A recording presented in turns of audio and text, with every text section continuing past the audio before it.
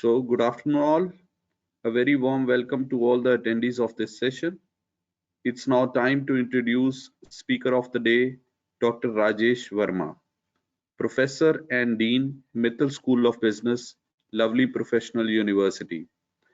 He has excelled in the areas of market orientation, political marketing, business models, marketing research, and strategic management. Having 19 plus years of experience, has acted as a resource person in more than 35 faculty development programs and has organized 8 national and international level conferences and workshops.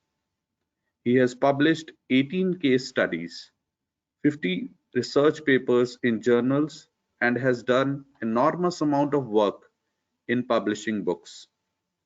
He has also received Research Appreciation Award from Honorable Minister of Human Resource Development, Government of India. I welcome you, Dr. Verma. So we also have with us Mr. Pankaj Vij, Head Department of Tie-ups, Division of Admissions, Lovely Professional University. He holds the master degree in management with a keen area of interest in training and development. He's having 19 years of experience in multiple domains, including teaching, training, and operation. He has occupied strategic positions in multiple organizations of repute. I welcome you, sir. It's now over to Dr. Verma for his nice presentation. Let's see what he has for us today. Over to you, Dr. Verma. Right. Thank you. Thank you, Rishiji, for the introduction. And very good afternoon to all of you. I think the topic for today is an MBA program that help you carve the new normal. Right. So let me enter into the presentation, and this is what I'll be taking you through. We'll try and see the post-COVID-19 recovery scenario, right? Let us be hopeful, and we will see how the economy would recover. We are from business school, so economy is of paramount importance for us. So we will try and understand how the recovery would happen. Then we will see some industry trends which are upcoming, and what is the industry's expectations from the students looking at these trends, right? Then we will have new age specialization. I'll talk about the MBA program. We'll talk about what all value adds should be there in an MBA program. And when I take you through this entire presentation, this presentation is not only about LPU's MBA, but this presentation would give you pointers if you want to compare any of the MBA, right? Any MBAs which you have shortlisted to do, we will probably give you the pointers based upon which you can compare any MBA, right? So it is not only about our MBA, but it should be in every MBA, which actually will help you navigate this new normal, should help you navigate the new normal, right? So moving ahead, I think the world is changing. All of us are witnessing this once in the lifetime event, right? And it is for the first time in the history, the entire world took a collective pause, right? We had a very enormous, strict lockdown for last few months. And I think if you look at the numbers now in the second wave of COVID, we are again moving towards the same scenario, much faster. But then you would have the lockdowns in the pocket-wise, right? So that's the only difference we would have in this. And so if I ask you what is the new normal, probably no one can define it, right? Because as of now, we can only say it's pure uncertainty. All around us, it's only uncertainty, right? So there is nothing which we can call it as a new normal, but it's not static, it's still going on. The world is changing at a very rapid pace, right? And never seen before the kind of speed we are looking at the changes now. And the mantra probably is move on, adjust to what is happening, and embrace the change, right? What is happening, you cannot move away from it, you cannot run away from it. So that's how it's very difficult for anyone to define the new normal, but every phase is a new normal now, right? So till it stabilizes. And the question is, will it remain same?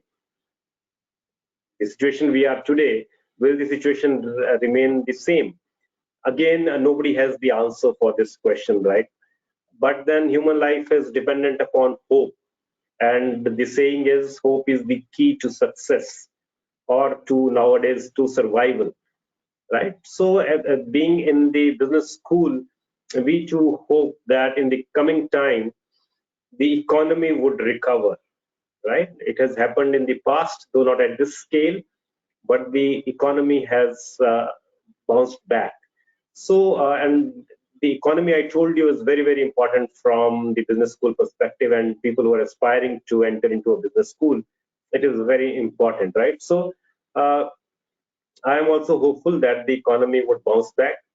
So we need to understand how it would happen, right? So there are three, I'll not make it very technical for you, but there are three scenarios. Looking at what has happened in the past, we generally see there is a V-shaped recovery, right? V-shaped recovery means the economy would go down, but it would bounce back very sharply, right? So it is, you see here on the presentation, if you look at, you would find that the economy has gone down, but then it is say in the same quarter or the next quarter it is bouncing back immediately, right? It is going up, right? So that's what is the V-shaped recovery. That means not a much impact, but it would come back, right, sharply, immediately. On the other hand, we have a little U-shaped recovery, right, where we say that it would not bounce back immediately, but it would take little time to come up, right? It would take little time to come up the curve, right? So may not be in 1 quarter, 2 quarter, but maybe 1 year or 2 years time, we can imagine for this, right? Then we have the third, which is a pessimistic view, which says that probably it's very, very difficult for the economy to recover back to the same situation, right? So it is that way we are looking at it, that probably it is very difficult the economy to come down, right? Sorry, come up, right? And if you look at these scenarios, it would say that probably uh, the the economists have given some views, right? A lot of economists have been talking about these, and they have said the first economy probably recovery is known as very optimistic, right? Everybody is very, very, very, very hopeful that it will bounce back quickly, right? So that's the first one. If we look at is known as optimistic view, right? And 20%, 25% likely hope that this is what is going to happen. The second is U-shaped, and it is more realistic, right? 50% likely to happen. Whereas the last one you will find is a little pessimistic view, very rare scenario. So we will go by the second one, that it might take time, because I said in human beings we are more hopeful, and hope is the key for success. So most of the economists generally agree that this scenario two is likely going to be happening, right? So that means we will have 50% chances that in a year or 2 years time, because you can see the figure says that GDP this year would grow very fast, right? Would have grown up very fast, but maybe because of second wave, those projections may not be true now. But otherwise, it was to grow very fast. So we are hopeful that in 1 year's time or 2 years' time, it probably would come up. And the mantra again, I told you, that is embrace the change, embrace change, right? You need to accept this and embrace this change. Things would not automatically happen. You would have to change yourself accordingly, right? And MBA at this time is stated to be one of the best investments, and why I'll give you reason for that. It says that recovery phase is offers a better opportunity. Why? Because when we go down and then we go up, so when we are going up, at that time the market offers the best of the jobs, right? Because the growth is very fast. So that's why recovery always give you a better opportunity. And it has been proved in the past also, two things which I'll tell you. One is higher education is counter cyclical, right? So whenever there is a downturn, higher education generally grows. Why? Because people want to reskill themselves looking at the current scenario, right? And then the second, which I told you that it is a traditional wisdom that during recession or economic downturn are the time when the MBA program is preferred. And I told you why, right? Because a lot of industry right now is seeing a downturn. But I said in a year or 2 years' time, they will see an enormous growth. And that time of growth, they would need people who have acquired the relevant skills, right? But then I'm repeating again, relevant skills. If they have not acquired those relevant skills, then even if the industry grows, those people would not find suitable jobs for themselves, right? So the point which I said in the beginning, I'll give you a few industry trends, and based upon that industry trends, we will look at what is that industry is expecting from the people, right? From the MBA students, right? What is that they are expecting? So that's what we will be looking at in the next few slides, right? And I'll mm, give you a little examples of it also, so that you are able to relate what is happening around and why the things are very, very important. First, technology savviness, right? So you understand what is technology savviness, right? So increased automation. The technology has come to a rescue of the companies during this COVID time. And it's not only about COVID, right? Before COVID also, technology was one of the major disruptor. But because of the COVID, it has got a sudden jump. So you have found a lot of increased automation, increased digitization. You have seen a lot of virtualization, right? Physical contact is being replaced by a lot of things which are now happening virtual. Even the classes are now happening virtual, right? Games are happening virtually, right? So a lot of things happening virtually, and there is increased pace of technology and innovation all around you. If you look at, there's a lot of innovations all around. So what the companies would expect is that any candidate who is coming to them for employment probably should have understanding of the tools and techniques, technology tools and techniques, right? That's what is the first expectation. Second is data literacy. As I told you just now, that because of digitization, there's a lot of data all around, right? So a lot of data. When a consumer is buying online, it's a data. When I'm taking a session with you, it's a data. Doctor taking prescription of writing prescription of their patients online is a data. So all over there is a lot of data, and based upon this, the business analytics industry is bound to grow from $67 billion to $102 billion by 2025-26. That's the kind of growth this industry would see, and a lot of opportunities here. So data literacy means you need to be very thorough with business analytics softwares and business analytics understanding, statistics understanding, right? Then critical thinking, objective analysis and evaluation of issues, right? What is happening around?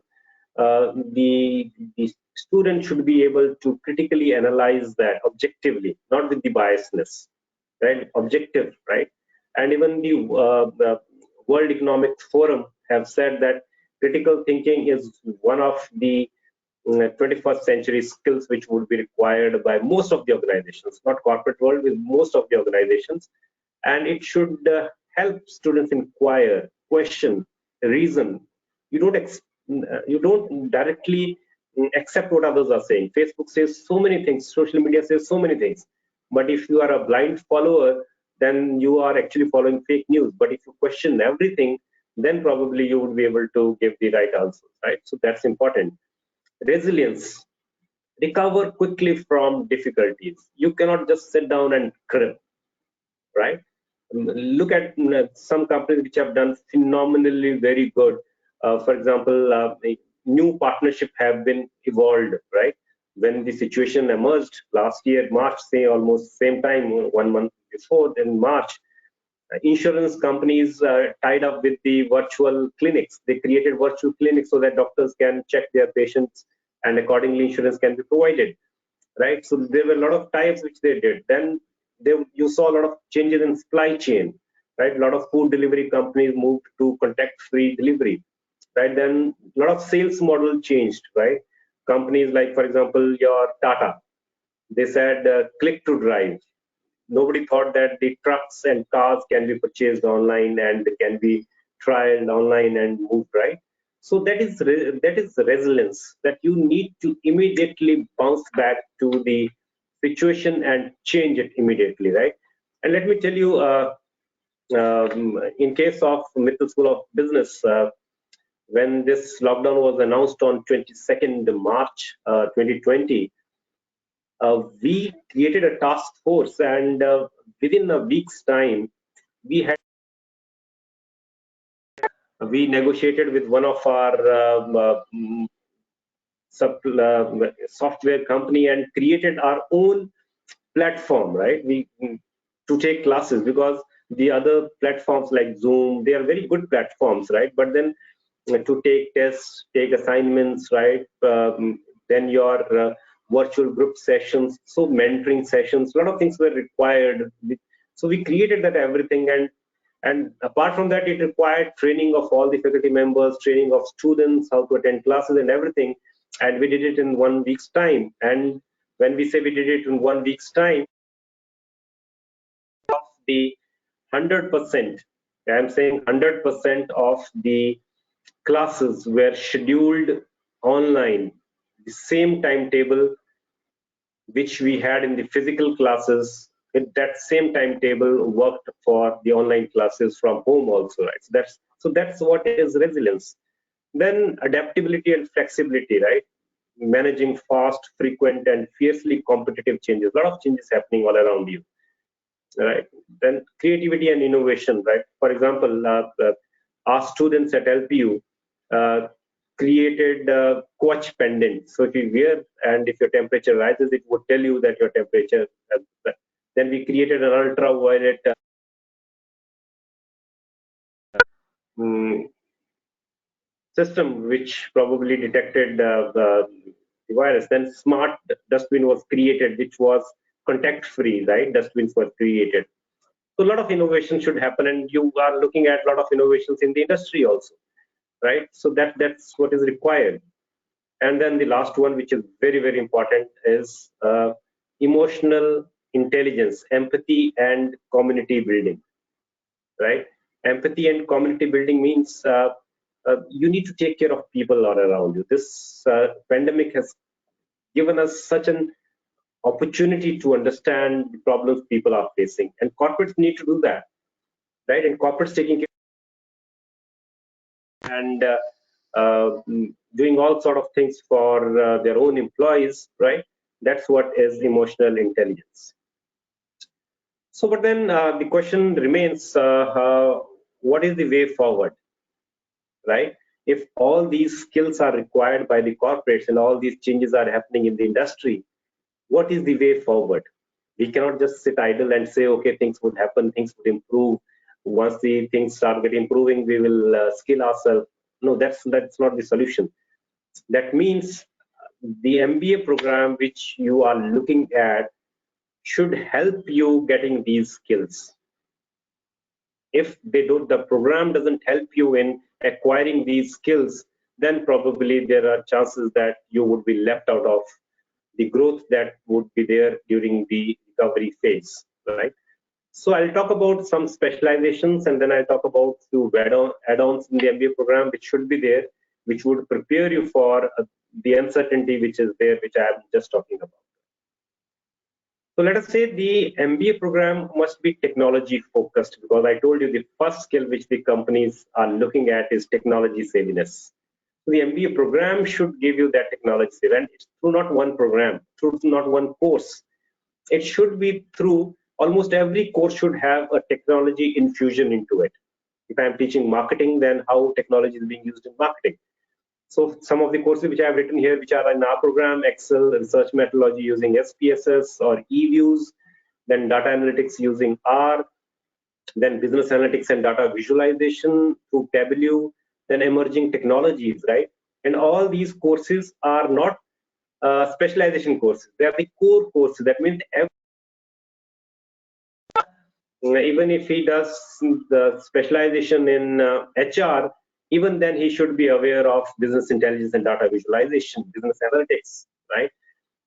He should be understanding, he should have the understanding of all these dimensions. Otherwise, one is bound to be left behind. Right? One is bound to left behind for sure. So, right? The second point is the program should have tie-ups with industries, right? Why I'm saying that is because all changes which I mentioned are happening in the industry, right? And academics should understand those changes. But if you have industry partners, they would help you understand those changes very fast because they are the one facing these changes and bring that into our curriculum, right? So that's why the industry partnerships are very, very, very important. And so we have industry partnerships with Talent Edge for an MBA program, NSC, right? So these are the programs which are in tie-up with the industry. So as soon as there is a change in the industry, probably they keep on telling us those changes, and we keep on incorporating those changes in our curriculum. And there people come and bring those changes to the class also, right? So MBA Business Analytics with Wiley, NXT, MBA Financial Market with National Stock Exchange, MBA Supply Chain Logistics with Safe Educate, and MBA with Talent Edge is again a very unique program where the students get placed within the first 6 months of entering the program, right? So, and then the training happens in the industry, in the same industry where the student gets selected, right? So, very unique program in the sense. So this is the program which I'm talking of, Talent Edge, and there we offer 5 specializations, which are the new age specializations, which I just talked about, right? Investment banking, sales and marketing, applied human resource, logistics and supply chain management, data science,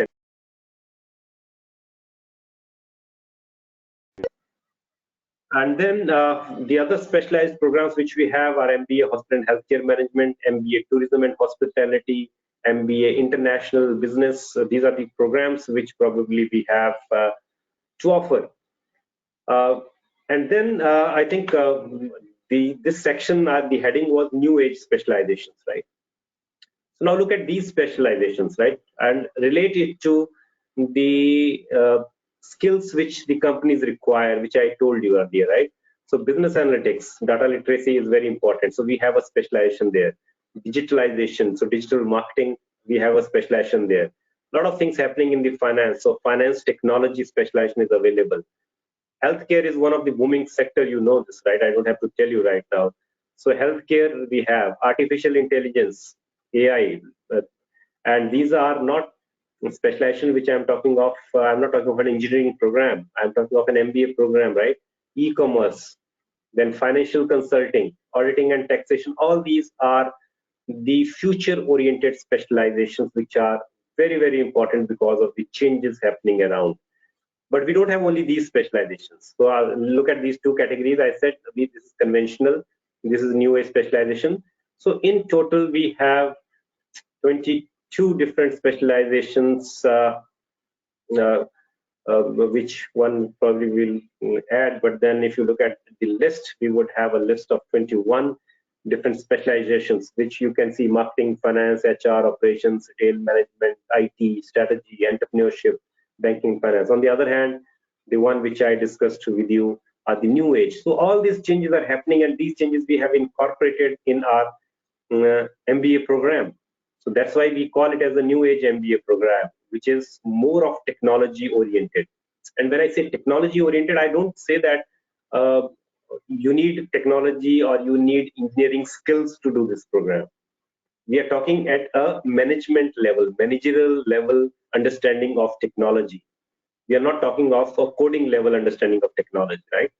So for engineers, there might be a different set of courses, which might be a little high end in analytics. But for others, it is managerial level understanding. So it's not technical, but it is technology oriented. Because you see your life, your own life now. I think there is no industry which is working without technology. So how can an MBA student work without the understanding of technology, right? Now, moving ahead, if I talk about the other skills, the other add-ons which an MBA program should have, right? So that is the decision making under uncertainty. And this is very important from the perspective that I told you. How do we define new normal? New normal is complete uncertain. You never know what is going to happen tomorrow, right? You never know what is going to happen day after tomorrow. The way the cases are rising, medicine is short, and government is trying for vaccination, right? The threat of lockdown, right? And this lockdown, you can imagine last year, I think you would know the figures, but 122 million people who are primarily the daily age earners were the one who were the hurt most. They lost jobs, right? So, and this one important phenomena which this COVID has brought in is the divide between the riches and the poor. The divide is becoming more wider now. So that's why everybody is very wary of announcing a lockdown again, right? Because that's very difficult. But then you never know what is going to happen. So that's why this decision-making uncertainty is one of the skill which every MBA student needs to have. And how do MBA programs help you in this? That is through simulation. For example, uh, we have simulation in many courses. Simulation is a software tool which would create an artificial company. You become the CEO of it, and four of your classmates become managers of finance, HR, human, other dimensions, right? And you take decisions. And in the class, you compete with the other groups. So each group is a company. So if you increase your sale or if you increase your price, that might affect the competitor also. So it's a live environment. You can take decisions and you can see what is the impact happening on your company.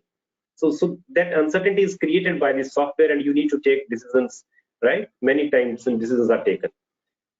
Then current news analysis in every class, what is happening in the industry today, how it is going to change the entire industry scenario, right? So see how all, so every day in every code there would be news analysis, there will be a lot of case studies, a lot of dilemma situations, a lot of scenario planning, and a lot of role plays, and these prepare you for the uncertain time. Then if you're not working in the company, at least the company should come to you with their problems, right? So they are known as live projects.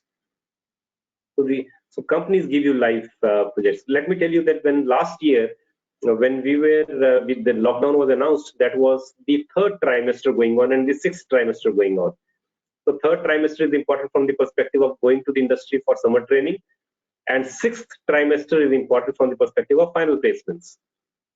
And let me tell you, we had to negotiate with a lot of companies at that time, and we came out with a lot of innovative ideas on how internship can happen from home, where the companies can give them problems and they can resolve those problems, and training can happen from home.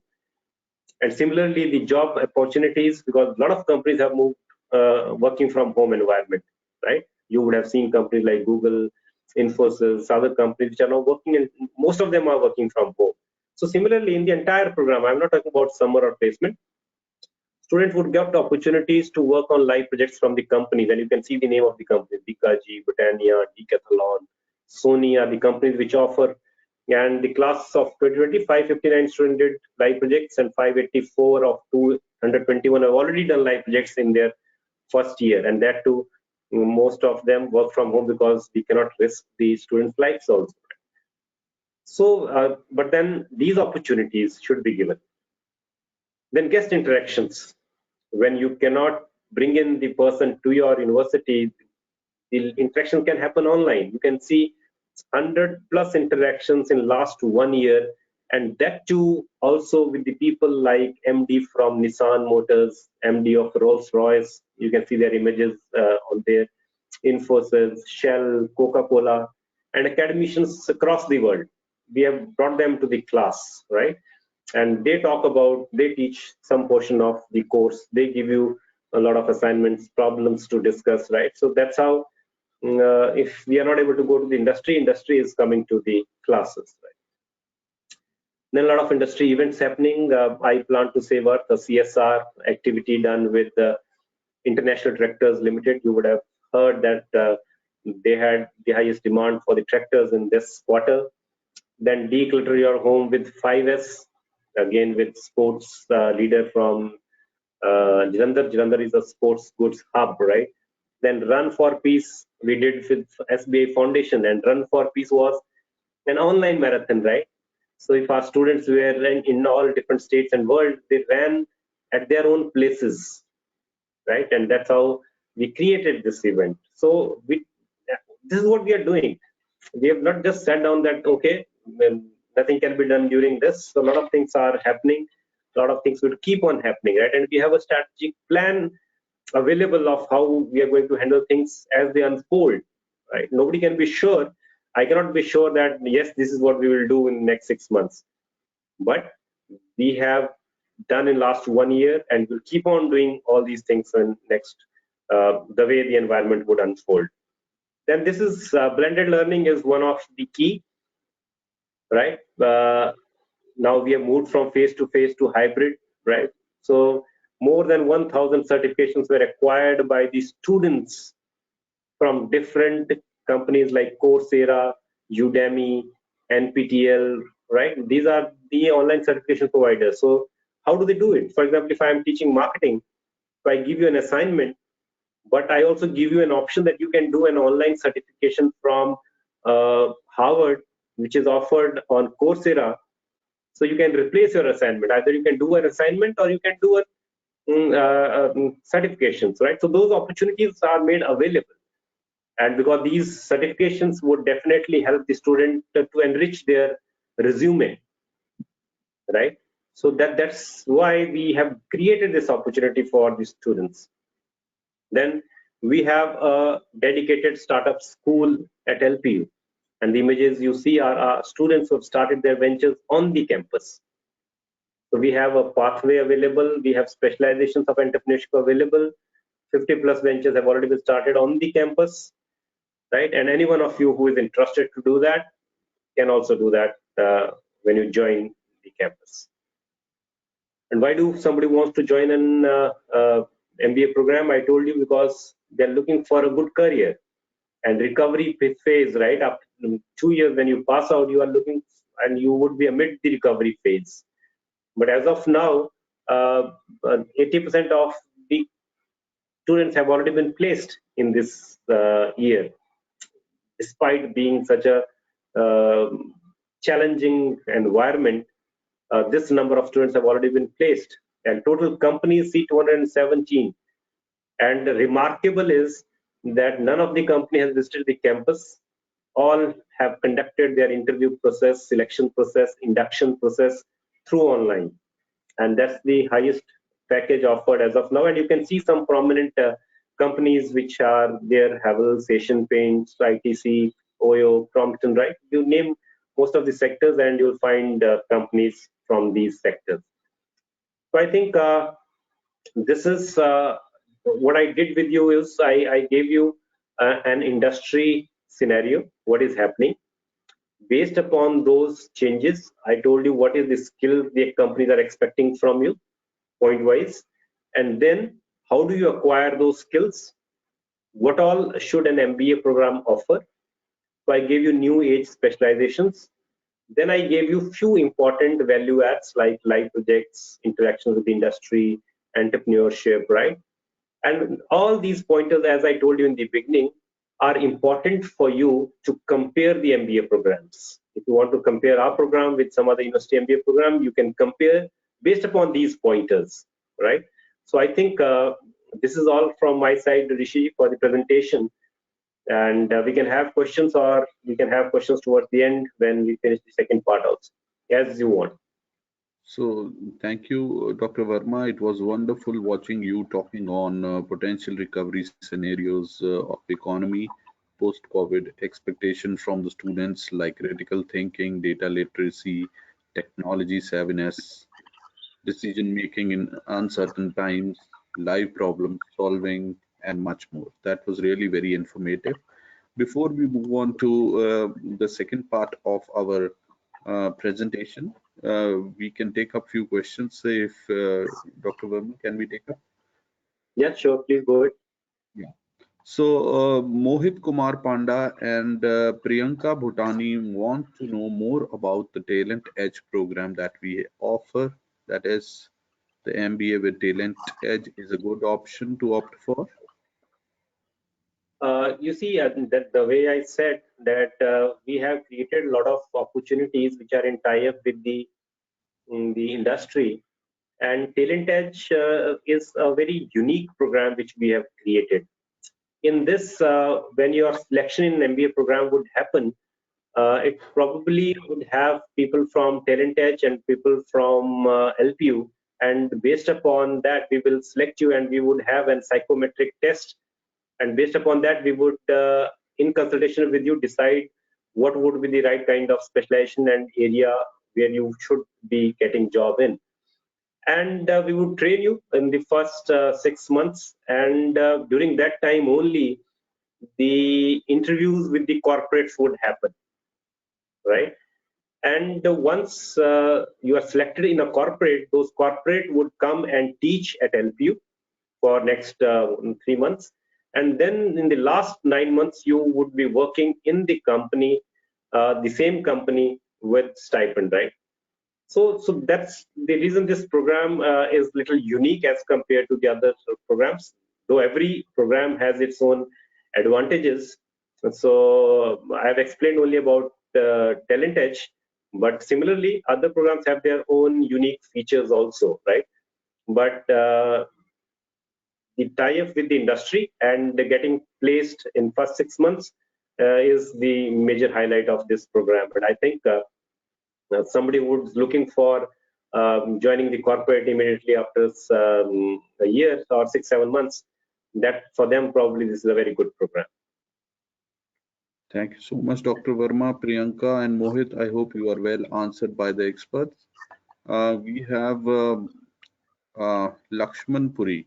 He wants to know something more about, little more about data analysis, MBA in data analysis, so that he can take a better decision on that. He's confused Right. about data analysis and agribusiness. So can we give a little bit of comparison so that? Right. I think agribusiness and analytics, they're two very different domains, right? Agribusiness is only a specialization in MBA program, and is meant for the students who probably have a very clear focus in their mind that yes, agri is my domain, right? I would like to join a company which is in agribusiness sector, or he is himself an agriculturalist and would like to take his own agriculture farms or agriculture fields or agribusiness to different heights. So for them, this program is meant, and they would study around uh, 12 courses of this domain, right? Whereas MBA Business Analytics, I said, is one of the course which is in a lot of demand, because everything is creating a data now. The entire online is happening, shopping is creating a lot of data, right? Companies are creating a lot of data. Your employees, earlier employees used to mark attendance on register. Now employees are marking attendance on biometric. Biometric means again data, right? And I am taking session with you online. This again means data, right? So there's a lot of data around.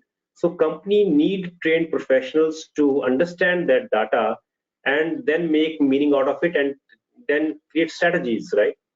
So that's why I said, because everything is now digitalized, the data is enormous, and that's the reason for the growth of this sector. And I think this is one of the best area to work with if you have an analytical bent of mind and you are prepared to train yourself hard. I think one of the best sector to work for. Thank you so much. So I hope you have got the answer, Lakshman Puri. So there is one more attendee, Ria Manchanda. She wants to ask something, and I would like if she talks to the expert directly. Ria, are you there? I have unmuted you. I have given you the rights. You can directly talk to the experts. Please unmute yourself, Ria. Yeah, good afternoon, sir. Yeah, so as you know, my name is Ria. So basically, sir, I am interested into international business, MBA international business. And currently I'm into work, and as we all know, LPU is, providing the distance learning also.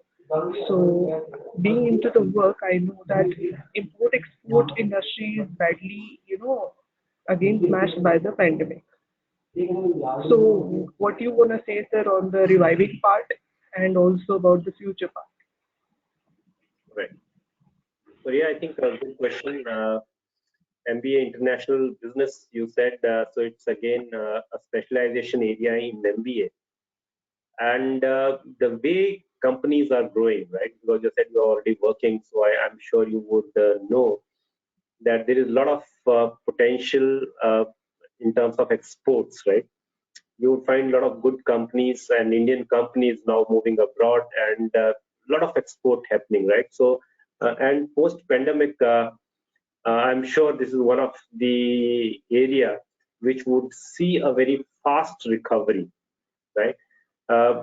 If you see, look at in healthcare, at this time also, government has to stop export in a lot of medicines, right? Because healthcare we are very very strong. So in some areas where we are very strong, even in this pandemic period, the exports are doing very well, right? So similarly, the in years time, I'm sure my understanding says that this sector would definitely grow, and this program would definitely help you to skill yourself in terms of what industry wants from you. So I'm very hopeful about. You see, it's not that when I talked about the recovery, let me say I said we recovery, then I said you recovery, right? So these recovery, there is another recovery which is known as K recovery, right? Another recovery which is known as K recovery. K recovery means there are some sectors which would grow fast. There are some sectors which would not grow fast, and there would be some sectors which would grow, would remain stagnant. So when I talked about healthcare, they are the ones which would grow very fast, right? Similarly, when I talk about IB, I would see IB is also IB growing like this. But something which is non-essential, right? Those sectors might have a very stagnant or stable kind of a growth, right? So IB, in IB also, the export might grow for few sectors, but it may not grow for few sectors. So you need to be very very choosy about which sector you want to work for. But otherwise, IB would provide you a lot of opportunities for sure. So, Ria, I hope you got the answer well conveyed by the expert.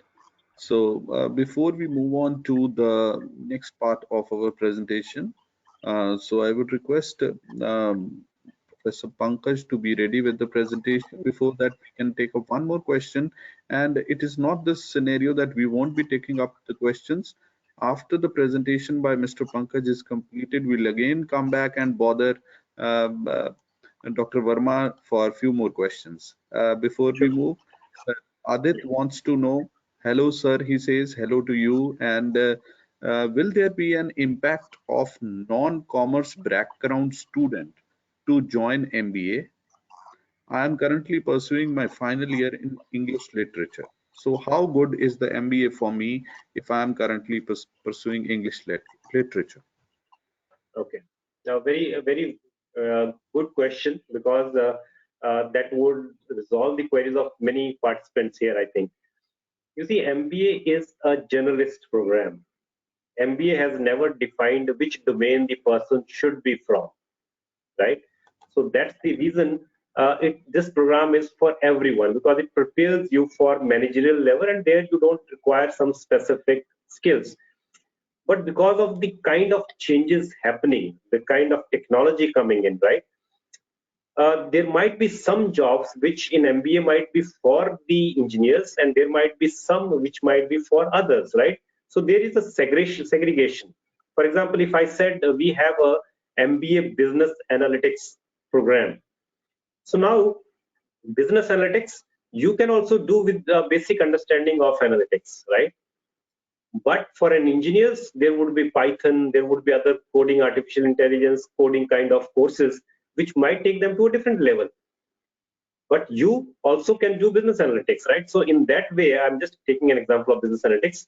But otherwise, uh, take my words, MBA is a generalist program, and so that is the reason you will find there are generally not any limitations on education qualifications when you join an MBA program, right? So I think you can very well go ahead with this. The only thing is you need to be a learner. Anybody who is learner can understand any technology which is all around, right? So don't worry about it. I'm sure you would be using your mobile phone like anything. So similarly, it is that easy to understand other technologies also. So Adit, I hope now it's very clear in your brain that there is not any hurdle to join MBA if you are doing English literature or any other thing. Thank you, Dr. Verma. We'll talk to you in a little while and we move on to Mr. Pankaj Vij for the presentation. Right. Thank you, Professor Rishi, and that was a very thought-provoking address from Dr. Rajesh Verma, as always. Allow me to tell you something more physical, as we have been discussing that everything has been in a virtual mode till now. But let me take you on a small exotic journey of what to expect when you come to LPU. This is what you expect. Everybody expects a vibrant campus life, and this is what we offer to the students when they come to our campus. Even if they are not in the campus, we have done it virtually as well. But I'm going to show you something which is practically what you experience at the campus. 106th Indian Science Congress, we inaugurated that particular thing in 2019 by none other than the Honorable Prime Minister of India. He was at the campus. So this is the kind of exposure that we offer to our students. His Holiness, the Dalai Lama, was here distributing degrees to the students in the convocation ceremony. Two former presidents of India and Afghanistan sharing the same stage, giving away degrees to the students. The students felt elated doing that particular thing. The former finance minister of India was here inaugurating a startup school. Once again, a big thing for the students who were a part of this particular school. Venkaiah Naiduji was here in 2018 distributing degrees once again to the students. Who knows, tomorrow you might be getting your degree from the president or the vice president or the prime minister of India at LPU. That's not all. Gauhar Gopal Das and people like him, intellects like him, are called to the campus and they interact with the students, the faculty members, giving them the life lessons, the virtual lessons, and the physical lessons as well. Not only them, but the real heroes, which are the real heroes for our young generation, they also throng the campus. People like the Shah Rukh Khans, the Deepika Padukones, they're not over here just to enthrall the crowds, but they also interact with the students, sharing their own experiences, because these people matter a lot to our young generation, and they learn a lot of from the experiences of these people. More so, sporting icons, other Bollywood icons come over here and they interact with the students and they give them the experiences of their life. Infrastructure, it's always said that infrastructure facilitates good education. Talking about infrastructure, this is a marvel of a building, which is the Central Library of LPU, and it has 14 blocks combined together. This is the interior of the auditorium that we have, 3,000-seater capacity auditorium. All the functions, all the gala functions are held over here. Moving forward, this is the interior of the labs that we have. This is the computer lab that we have for various departments. Library, it's an RF generated library. It's an automated library that you can expect when you come to LPU. A mall within the heart of the campus. The interiors of the mall, students can buy their stuff from the mall, and it not only houses shops but also well-equipped gymnasiums, recreational facilities. We have got a complete fully equipped hospital having 50 beds in it, resident medical doctors, staffs.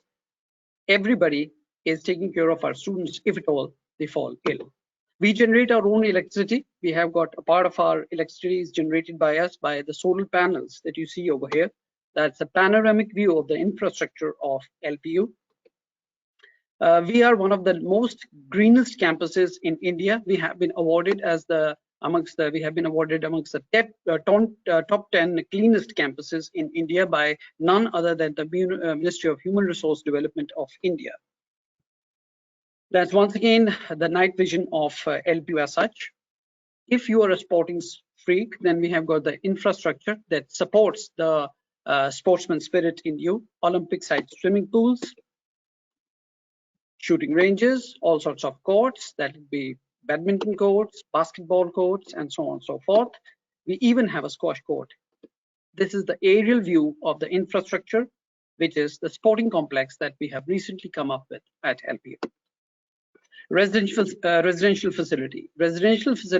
You'll be astonished to know that we have got more than 20,000 students and staff members putting up at our hostel complexes. And these are the other amenities that we offer to our students and the faculty members and staff who are staying with us within the campus. We have got a strong workforce of 200 people who are manning the campus day in and day out, providing security to the students and the other people who are staying with us. Programs offered. Well, I need not say much about it because Dr. Verma has very, very elaborately told about these particular things, the programs that we are offering. So the MBA program, the general MBA program, 2-year program, and the eligibility criteria is 55% marks in aggregate in the bachelor's degree program, or plus LPNest, or any of the national level tests which have been mentioned over here. That's the eligibility criteria as such. MBA Hospital and Healthcare Management, once again, 2 years, 6 semesters. It's a tri-semester program. Eligibility remains the same. That's 55% marks in aggregate, LPNest, or any level, any national level tests. MBA Tourism and Hospitality, once again, it's a 2-year program with 4 semesters in it, and the eligibility criteria remains just the same. Moving forward, MBA International Business, we had a few queries about MBA International Business, 2 years, 6 semesters, eligibility remains just the same. LPNest or national level test remains a mandatory thing. Then MBA with Talent Edge, the industry defined program, 2 years, 6 semesters, eligibility remains the same. LPNest is compulsory, followed by a national level test and a psychometric test, either of the two. MBA with Business Analytics, as explained by Dr. Verma, once again, industry defined program, eligibility remains the same. Psychometric test will also be. MBA Financial Market with NSE, industry defined program, once again, eligibility remains the same. MBA Supply Chain Management and Logistics, industry defined program, 2 years, 6 semesters, eligibility once again remains almost the same. Fee and scholarship, moving on to fee and scholarship. Well, you'll be really glad to know, and I'll be really elated to tell you that we have had 500 crores worth of scholarship given to the students. Over 60,000 students in the last 7 years have been benefited by this mammoth scholarship scheme. 61% of our students are already studying on scholarships being provided by LPU. Just let me tell you a glimpse of the fees and the scholarships that we are offering at LPU. The base fees for the MBA program is 1,90,000, but we have got ample lot of scholarships being offered. Any student who scores more than 70% marks in the graduation or is amongst our LPNest cutoff 3, then we give 30% of scholarship to the student and the fee goes down to 1,33,000.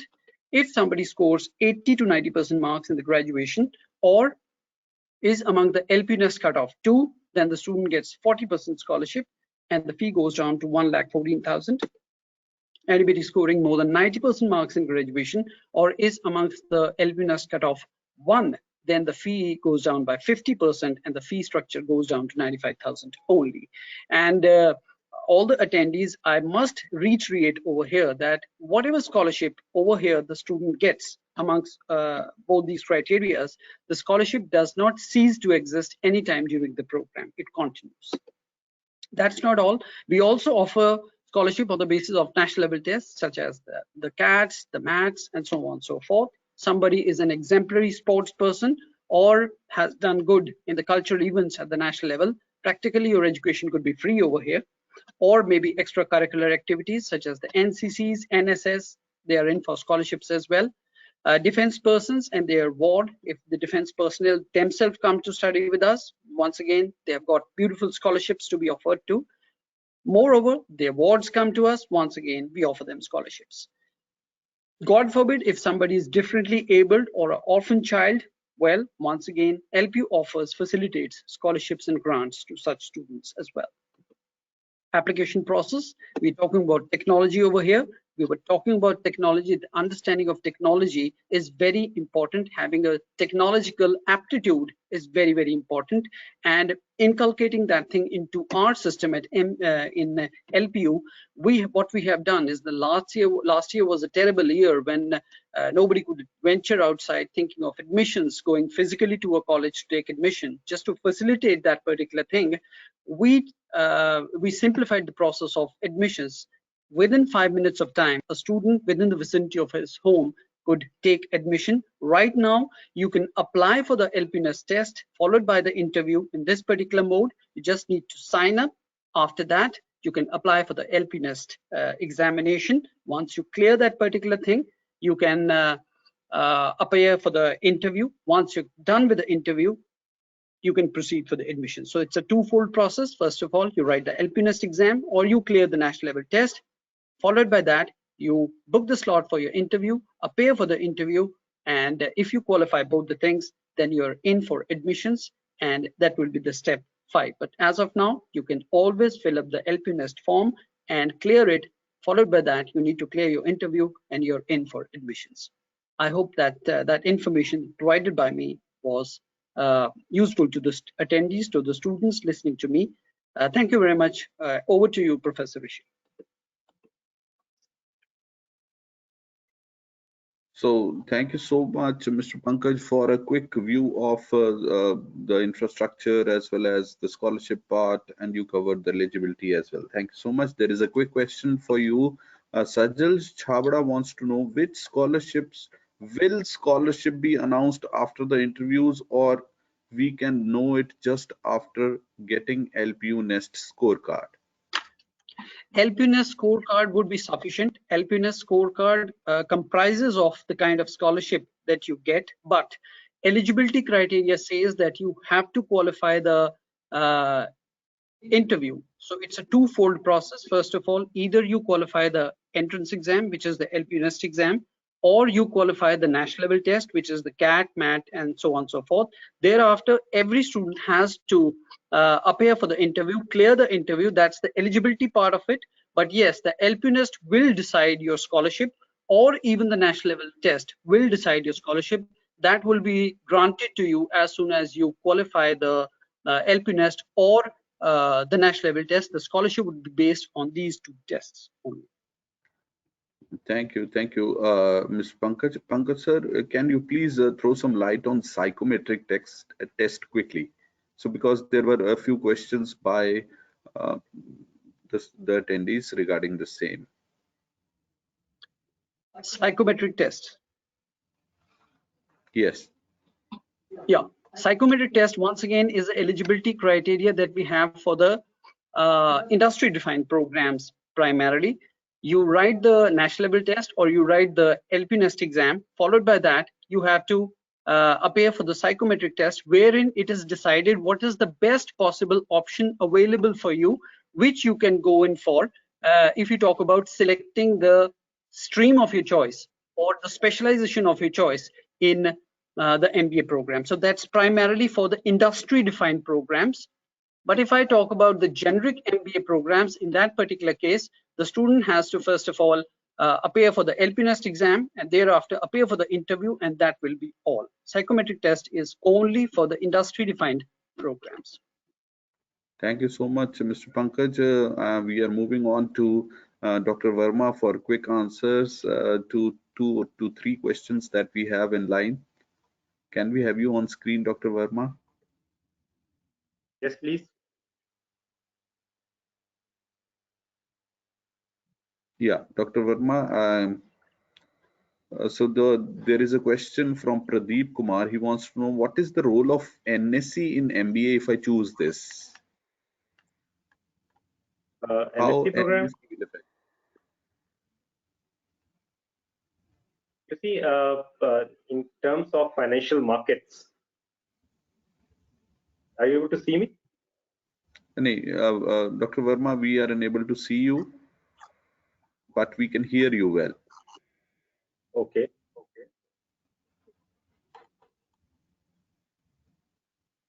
Yeah, now you are visible as well. Okay. I think the question is whether the financial markets.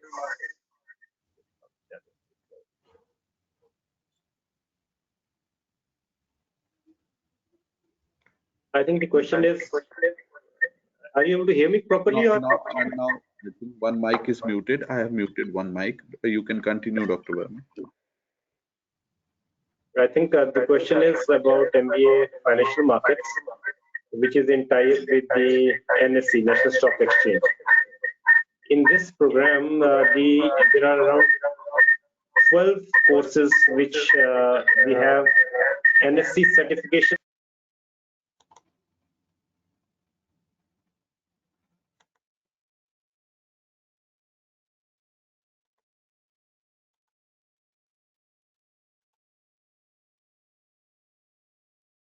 Dr. Verma, you need to unmute one of the. I think I have, let me speak the webcam if it is, I'm not visible. So am I audible now? Yes, you are audible. Okay. So I think the question was related to MBA financial markets, which is in tie-up with the National Stock Exchange. And there we would have around 12 courses in the program, which are inbuilt from the first trimester till the last, where the students would get the NSE certifications, right? The exam would be conducted by National Stock Exchange, and they will get 12 certifications, which are in demand by the industry for making career in financial markets, right? So in that way, this program prepares the student for financial markets. So let me tell you another, just because this question was asked, what is the difference between the specialized MBA programs and a generalist MBA program? In case of the specialized MBA programs, the student need to be very clear in the beginning while taking an admission that they want to make a career in this field, right? Whereas in case of MBA program, the options of taking specialization starts in third trimester. So till then, the student can make up the mind. If he doesn't know anything about the management field, or he doesn't know about the industry sectors, then probably he would get to know that in first 2 trimesters, and the specialization would start in the third trimester. But in specialized MBA programs, the courses start from the first trimester. So the student need to be very, very clear that yes, I want to make a career in IB, I want to make a career in financial markets, I want to make a career in business analytics. Then he has to be very, very clear about that. Then only this program would be very helpful for him. So Pradeep, I hope you have been answered well by the expert. Now there is a question from Ashwini Rai. It's a very nice question, seems to be like, is general MBA given equal opportunity and exposure during campus placement? Good question. All the MBA programs give good opportunities for placements, right? All of them would give you good opportunities for placement. It is only about how do you want to build your career. Based upon that, the choice of the program depends, right? Otherwise, all of them are MBA program. All of them are offered by LPU. So there is no such situation that one of the MBA is better than the other, right? It's only about why we have created this option, because there are some students who are very, very clear in the very beginning that yes, we would like to make a career here. So okay, that's the program for them. Whereas MBA generalist gives you an option that if you're not willing to make a career here, you can make a career in the other fields too, right? You have a dual specialization where you can do a specialization in marketing, you can do a specialization in analytics, and if you want to make a career in analytics, you can make a career in analytics, right? Dr. Verma, I would like to interrupt. Can I? Yeah. Dr. Verma, the question is little different. He wants to know, are the people who are doing MBA, general MBA, are getting equal opportunities of placement in LPU as compared to the specialized MBA? And that's what I'm saying. So all the MBA programs, it may be specialized, it may be general MBA, they will provide you equal opportunities of job, right? So there is no difference between in job opportunities. All of them prepare you for good profiles in the corporate. That's all. Thank you, sir. Thank you so much. And there is one last question we are going to take up. Um, Nid Kumar says, I don't like accountancy. So which MBA specialization is best for me? You see, a very tricky question. Accountancy is an integral part of any MBA program, right? But it's only one course in accountancy or two courses in accountancy which one has to do. Because without understanding of accounting, if you don't understand how to make entry of money, then you don't understand business, right? So it doesn't require a very high degree of understanding of accountancy, because otherwise BCom students have always been preferred in MBA, but it is not that. Art students do MBA, non-medical students do MBA, engineers do MBA. They don't have an accountancy background, right? I did my MBA. I was a non-medical background. I didn't have an accountancy background, but the MBA program and that one course or two courses prepare you for that background. You may not do a specialization in later on in budgeting or accountancy, but one or two courses of accountancy are required in an MBA program. But the courses are such that any person with any kind of background can do those courses. Thank you so much, Dr. Verma, for enlightening Nid Kumar for accountancy part. Thank you so much. And so in order to sign off, I have to say thank you to everybody formally. And with that, I'm sure the attendees gained valuable insight into the university and career options. We hope it was positive experience for you as well. This information you shared was very enlightening. During this exclusive webinar of MBA Specializations, attendees heard from Dr. Rajesh Verma and Mr. Pankaj as on how to have a successful career in this field. Hopefully, you found this webinar to be valuable and will be able to use the information provided in this webinar to help take a better decision regarding admissions. I am obliged and once again thankful to Dr. Rajesh Verma and Mr. Pankaj for strengthening this platform. Thank you so much, sir. Thank you. Thank you, Rishi. Thank you.